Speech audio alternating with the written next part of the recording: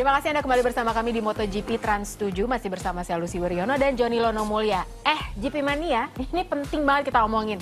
Kenapa? Soalnya kalau buat Anda yang mengikuti berita sepanjang San Marino GP ini digulirkan sejak free practice hari Jumat sampai hari ini, kita banyak banget dengar kata-kata track limit.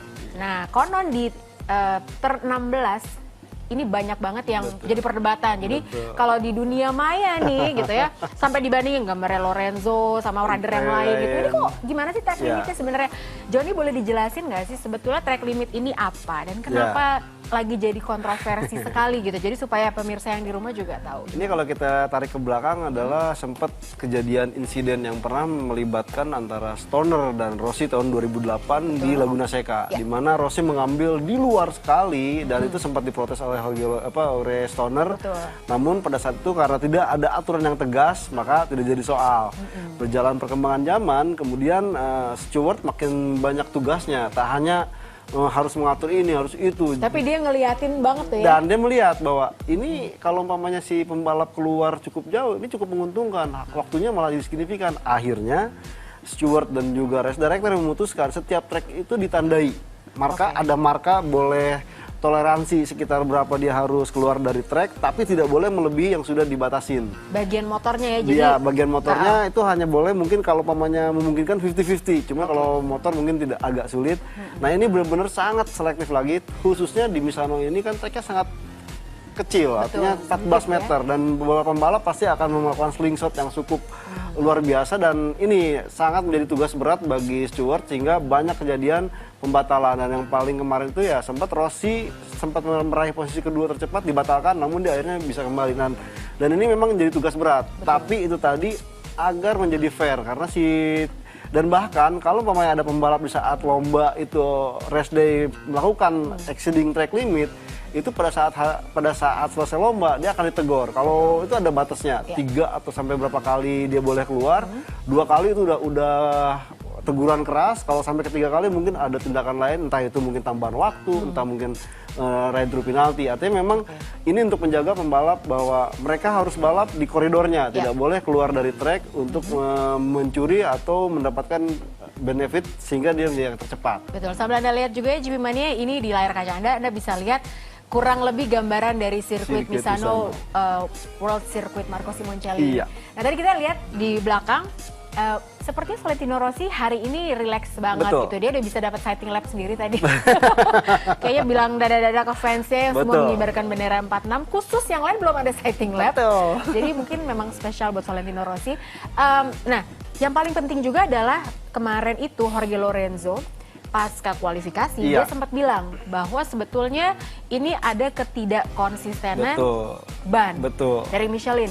Padahal compoundnya sama, tapi kenapa kok di masing-masing tuh malah beda gitu. Padahal ya udah compoundnya tuh sama. Tapi resultnya beda semua gitu. Inilah kondisi memang karena ini pertama kali Michelin kembali menjadi supplier MotoGP dan dia dengan beraninya mengubah konstruksi yang awalnya berdiameter 16,5 menjadi 17 inci. Ini agak merepotkan karena benar-benar standar dan berbagai pembalap pun harus ini. Dan yang paling parah adalah memang Michelin ini belum punya cukup waktu untuk mendapatkan istilahnya ban yang benar-benar sesuai yang diharapkan. Ya dari 2008 sampai kemarin terakhir tuh pembalap semua menggunakan Bridgestone yang notabene memang Bridgestone memfokuskan bahwa pembalap dimanjakan dengan grip ban depan yang cukup bagus. Sementara sebaliknya Michelin berdalih bahwa mereka ya namanya juga pesaing ban, pasti mereka tidak akan mencomot apa yang telah dicapai oleh pesaingnya, dia akan mencoba hal yang baru. Michelin ini memang lebih fokus di ban belakang sehingga pilihan dari bannya sendiri tidak begitu banyak. Berbeda dengan Bridgestone tahun lalu, mereka membuka depan berapa kompon. Ini lebih terbatas. Ini lebih terbatas. Itu sebabnya. Dan bahkan Valentino Rossi dikasih awalnya hanya ada 2 opsi untuk ban depan, tapi kemudian ada yang baru ya salah satunya soft. Diungkapkan oleh Valentino Rossi hampir tidak ada bedanya dengan ban standar, tapi kita akan coba. Namun nilai memang ya paling tidak dengan kehadiran Michelin dengan segala rupa ketidakkonsistensinya, dan ini memang menjadi salah satu daya tarik MotoGP sendiri. Terbukti Ya, hingga kemarin seri 12 sudah menyamai rekor musim 2006 di mana ada 7 pembalap yang bisa menembus ke podium. Padahal sebelum-sebelumnya ya kalau nggak Rossi, Marquez, Lorenzo, Pedrosa, itu hanya di mereka saja. Paling tidak memang ini indikasi bahwa MotoGP agak sedikit lebih kompetitif. Benar-benar. Udah ada 7 rider yang beda gitu. Jadi memang sangat menyenangkan sekali. Nah, ini Anda sambil bisa lihat keadaan di Misano World Circuit Marco Simoncelli memang sangat penuh.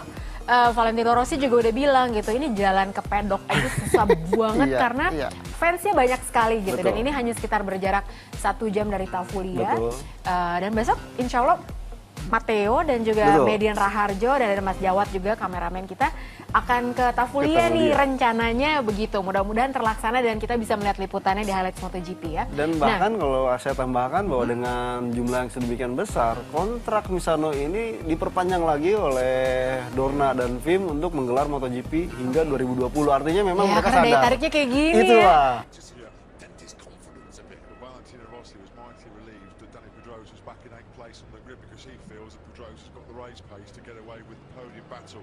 Just to hear from Wilco Zilliber there, talking about 4 or 5 riders could win this race. I think he's talking about Lorenzo Rossi, Vinales, Marquez, and then maybe Dovizioso or Dani Pedrosa.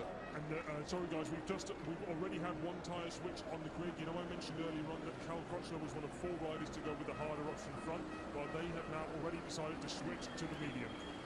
So medium front for Cal Crutchlow. I wonder if anybody else is going to be swapping round. Cal crashed on the hard front tyre, didn't he, yesterday morning in turn 2, and I think that probably just put enough doubt in his mind. Furious as well, wasn't he? Just absolutely furious. I think that just